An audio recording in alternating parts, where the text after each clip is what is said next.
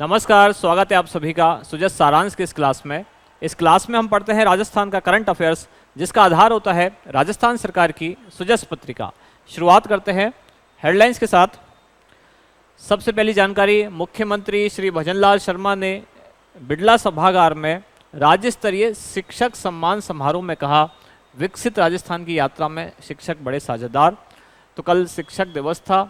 इस अवसर पर मुख्यमंत्री ने एक कार्यक्रम में भाग लिया जिसका नाम है राज्य स्तरीय शिक्षक सम्मान समारोह, जहां अलग अलग शिक्षकों को पुरस्कार दिया गया। इसके बाद यहाँ कुछ और जानकारियां हैं, जैसे कि बिजनेस इनोवेशन प्रोग्राम में 1 लाख विद्यार्थी लाभान्वित। राज्य सरकार द्वारा एक कार्यक्रम चलाया जा रहा है कि स्कूल और कॉलेज के जो छात्र बिजनेस में इनोवेशन से संबंधित कोई काम करते हैं, तो इसके लिए उनको कुछ चीज़ें समझाई जाती हैं, सिखाई जाती हैं, और इसके द्वारा लगभग 1 लाख विद्यार्थी लाभान्वित किए जा रहे हैं। इस अवसर पर 55,800 मेधावी विद्यार्थियों को टैबलेट भी वितरित किए गए, और इसकी शुरुआत की थी मुख्यमंत्री ने 11 टैबलेट वितरित करके। अगली जानकारी है, राइजिंग राजस्थान समिट से प्रदेश बनेगा निवेश का हब। राजस्थान में 9 से लेकर 11 दिसंबर 3 दिन का एक सम्मेलन आयोजित होने वाला है, जिसका नाम रखा गया है rising Rajasthan global investment summit, जिसका उद्देश्य है कि पूरी दुनिया से ज़्यादा निवेश राजस्थान में आ सके। अब इस समिट का जो मुख्य आयोजन है, जो कि दिसंबर में होने वाला है, उससे पहले ही सरकार बहुत सारे कुछ इसके लिए कार्यक्रम कर रही है। जैसे हमने कल भी पढ़ा, इसी के लिए सरकार द्वारा तरह तरह के आयोजन में एक आयोजन है रोड शो का आयोजन। अभी इसका पहला रोड शो आयोजित किया गया था, कहाँ? मुंबई में। राजस्थान लोक सेवा आयोग से समाचार, जिसमें 2 प्रतियोगी परीक्षाओं की प्रस्तावित तिथि जारी की गई है। आरएस एग्जाम को लेकर जो लोग तैयारी कर रहे हैं, अब उसकी प्रीलिम्स परीक्षा की डेट जारी कर दी गई है, जो रखी गई है कब? 2 फरवरी 2025, यानी कि सफिशिएंट टाइम है। अगर आप आज से भी शुरुआत करेंगे तो भी आराम से आप परीक्षा को पास कर सकते हैं। जिन लोगों ने अभी भी नहीं की है प्लानिंग, और अगर करना चाहते हैं, तो अभी से भी फोकस होकर तैयारी आपको शुरू कर देनी चाहिए। अगली जानकारी है, राज्य बजट 2024-25 की घोषणाओं की समीक्षा बैठक। मुख्यमंत्री ने इस बैठक की समीक्षा की, और इसमें राज्य सरकार ने बजट में जो घोषणाएं की थी उनको पालन करने के निर्देश दिए। जैसे कि कुछ घोषणाएं हैं, मुख्यमंत्री ने सरिस्का रणथंभौर और चंबल घड़ियाल अभ्यारण्य कोटा का इको सेंसिटिव जोन के रूप में चिन्हीकरण करके इसका मास्टर प्लान बनाने की बात कही थी। ये सब बजट में कही गई बातें थी, उनका ही देखा है कि इनमें अभी कितना काम बाकी है धरातल पर उतरने में। एक और बात कही गई है कि खुले बोरवेल पर निगरानी कार्रवाई के लिए पोर्टल विकसित किया जा रहा है। बहुत सारी दुर्घटनाएं ऐसी हो जाती हैं कि बोरवेल में कई बार कोई बच्चा गिर जाता है, कोई जानवर गिर जाता है, और उसकी कई बार बहुत ही दर्दनाक उसमें मृत्यु भी हो जाती है। तो अगर खुला बोरवेल कहीं है तो उस पर निगरानी और कार्रवाई के लिए अब पोर्टल विकसित किया जा रहा है। केंद्र सरकार की सहायता योजना के तहत प्रदेश में अधिकतम लाभ मिले, राज्य सरकार का ऐसा प्रयास। इसके बाद चिकित्सा एवं स्वास्थ्य मंत्री की पहल, जोधपुर से संभाग स्तर पर बैठकों का दौर शुरू किया गया, और यहां आयकर रिटर्न दाखिल नहीं करने वाली सहकारी समितियों को अवसर दिया गया है। एक डेट उनके लिए घोषित की गई है। इसके बाद है हमारा इंडेक्स। 4 मुख्य जानकारियां हम देखेंगे आज। सबसे पहली तो rising Rajasthan global investment summit 2024। राज्य सरकार बहुत ज़्यादा इस पर फोकस कर रही है, तो हो सकता है आने वाली जो भी परीक्षाएं हैं उनमें से इस पर क्वेश्चन पूछ लिया जाए। आप लोग देख भी रहे हैं, पिछले 4-5 दिन से लगातार ये चर्चा में है, rising Rajasthan global investment summit. फिर हम देखेंगे विद्यार्थियों हेतु राज्य सरकार के प्रयास, क्या क्या अभी राज्य सरकार ने घोषणाएं की हैं। बजट घोषणाओं के क्रियान्वयन हेतु समीक्षा बैठक, जिसकी अध्यक्षता मुख्यमंत्री ने की। और लास्ट में देखेंगे पीएम जनमन योजना।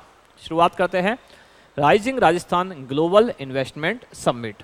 अभी इसका पहला इन्वेस्टर मीट आयोजित किया गया मुंबई में, और मुंबई में ही इससे पहले इसमें आयोजन किया गया था रोड शो।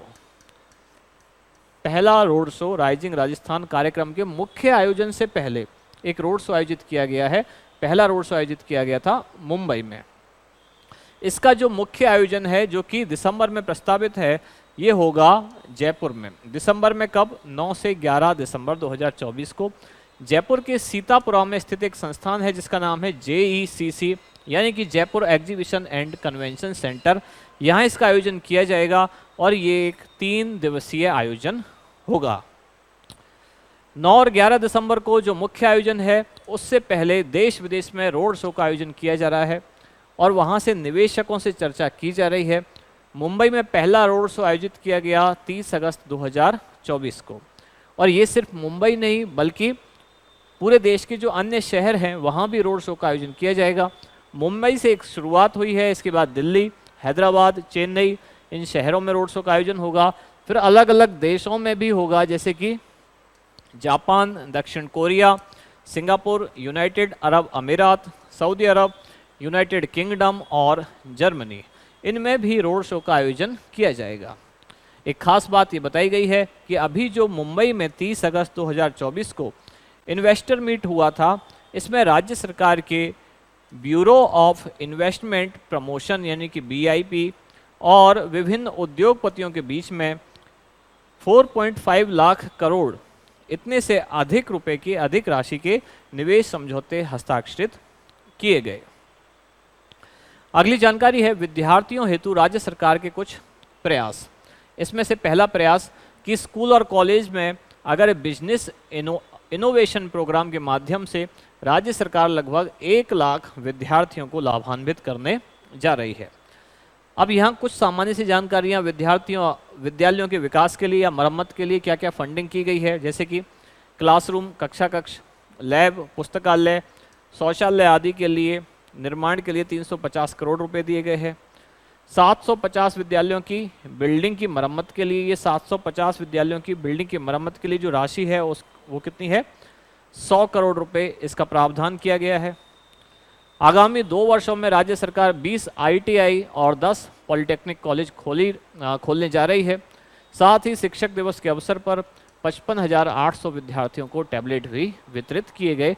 ये एक सामान्य सी न्यूज है।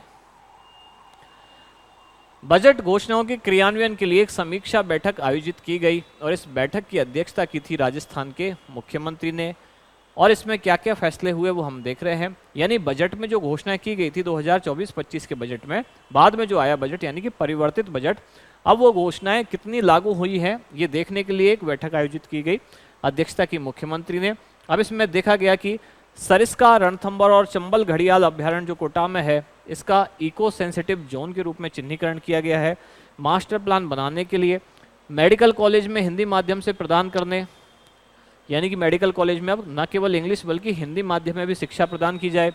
ऊर्जा उत्पादन के लिए निजी क्षेत्र को अधिक प्रोत्साहन देते हुए कैप्टिव पावर उत्पादन की सीमा को 200% करने, स्टेट कैरिज वाहनों के लिए एक उपनगरीय श्रेणी के 40 नए मार्ग बनाने, इस तरह की अलग अलग घोषणाओं की समीक्षा की गई कि काम उनमें कहाँ तक पूरा हुआ है। ऐसे ही नगरीय विकास विभाग को जयपुर मेट्रो का विस्तार करने के लिए जॉइंट वेंचर कंपनी पर शीघ्र कार्य करने के निर्देश दिए गए। वित्त विभाग को स्मार्ट सिटी के तहत ऑटोमेटेड सर्विस डिलीवरी सुविधा शीघ्र पहुंचाने के निर्देश दिए गए। इस सिस्टम के माध्यम से आम जनता को 25 सेवाएं 24 घंटों की सीमा में उपलब्ध करवाई जाएंगी और इसकी समीक्षा की गई और जो भी कमियां पाई जा रही हैं उनके लिए मुख्यमंत्री ने निर्देश दिए। सफाई कर्मचारियों के लिए RGHS के तहत लंग्स, किडनी और स्किन आदि से संबंधित जो बीमारियां हैं, इनसे जुड़े निःशुल्क विशेष पैकेज उनको दिए जाएंगे। ऊर्जा भंडारण नीति 2024, नई पर्यटन नीति के साथ साथ बजट में भी इसमें कई महत्वपूर्ण नीतियों की घोषणा की गई है। और ये एक अलग से जानकारी थी कि खुले में बोरवेल पर निगरानी कार्रवाई के लिए एक पोर्टल भी विकसित किया जा रहा है। फिर एक योजना है PM जन मन योजना, जिसका पूरा नाम है प्रधानमंत्री जनजाति आदिवासी न्याय महाअभियान, जो कि शुरू हुई है 15 नवंबर 2023 को। 15 नवंबर को आदिवासी गौरव दिवस मनाया जाता है, इसी दिन से योजना शुरू हुई है। इसका उद्देश्य है विशेष रूप से कमजोर जो जनजातीय समूह हैं यानी कि PVTG, particularly vulnerable tribal group, इनका सामाजिक आर्थिक विकास करके और उन्हें समाज की मुख्य धारा में लाया जाए।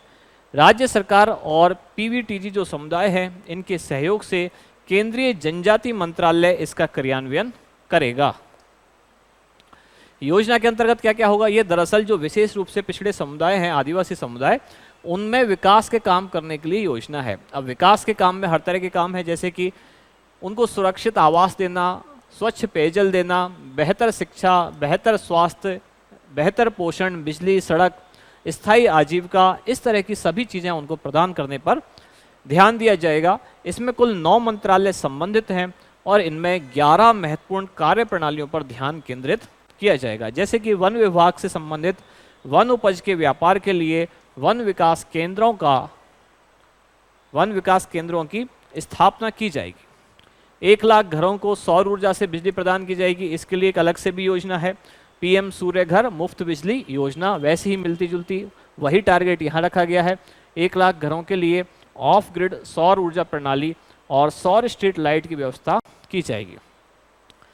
अब एक खास बात यहाँ लिखी हुई है, इस योजना के तहत राजस्थान के 12 जिले को चुना गया है और यहाँ शहरिया जनजाति रहती है, जिसको इस योजना के माध्यम से लाभान्वित किया जाएगा। आज का अभ्यास प्रश्न, दिसंबर 2024 में प्रस्तावित राइजिंग राजस्थान इन्वेस्टमेंट समिट के मुख्य आयोजन से पूर्व पहले रोड शो का आयोजन कहाँ किया गया? आपके ऑप्शन है नई दिल्ली, मुंबई, जयपुर या बेंगलोर। क्या होगा इसका सही उत्तर, वो आप बताएं कमेंट्स में। आप मिलते हैं कल अगली न्यूज के साथ अगली क्लास में। धन्यवाद।